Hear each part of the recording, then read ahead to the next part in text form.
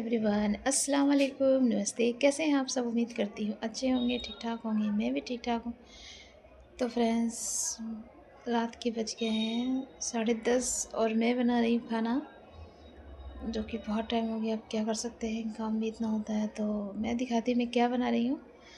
Friends, मैंने बनाए हैं ये बकरे का गोश्त। मैं यहाँ बना रही हूँ करेले आलू की भुजिया, कि बहुत फेवरेट है। हमारा चावल तैयार है, चावल बन चुका है। अब मैं चावल पसाऊंगी तो दिखा रही हूँ। फ्रेंड्स, बहुत टाइम हो चुका है और इतनी रात को सोने में सहरी के टाइम उठने का मन नहीं करता। तो फ्रेंड्स, प्लीज़ मेरी वीडियो देखिए, लाइक करें, अन्य भाषा चैनल को सब्सक्राइब कर दीजिएगा। और क्या ही बताऊँ मैं, वीडियो में व्यूज़ तो आता ही नहीं है। तो प्लीज़ बाय बाय, मिलती हूँ नेक्स्ट वीडियो में नए अपडेट के साथ। अल्लाह हाफिज़। दुआ में याद रखिएगा, हंसते रहिए, मुस्कुराते रहिए। Bye bye.